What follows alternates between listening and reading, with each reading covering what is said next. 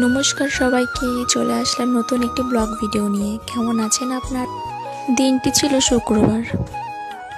সকাল সকাল ঘুম থেকে উঠে এদিকে বাসি কাজ আমার হয়ে গেছে। তো তারপর আমি লাল শাক কাটতে বসে গেছি, যেহেতু আজকে আমাদের বাড়িতে লাল শাক রান্না করা হবে। আর তাছাড়াও আমার শাক কাটতে খুব ভালো লাগে, শাক বাছতে খুব ভালো লাগে, কিন্তু শাক জিনিসটা খেতে আমার অতটা ভালো লাগে না, কিন্তু আমার এগুলো করতে বেশ ভালোই লাগে।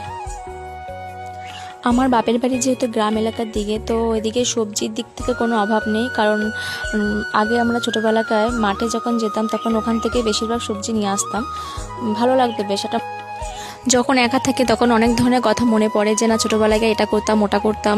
এখনকার বাচ্চারা সেরকম তুলনায় কোনো কিছুই করে না, কিন্তু বাট আমরা সেই জিনিসগুলো করে এসেছি, ওই জন্যই বেশি আরও খারাপ লাগে। যখন একা থাকে তখন এগুলো ভীষণভাবে মিস করি, ভীষণভাবে মনে পড়ে। তো যাই হোক, আমার এদিকে অল্প করতে করতে অনেকটা আমার কাজ এগিয়ে গেছে। এদিকে জামা কাপড় তুলতে এসেছি আমি, যেহেতু অনেকক্ষণ রোদে দেওয়া ছিল জামা।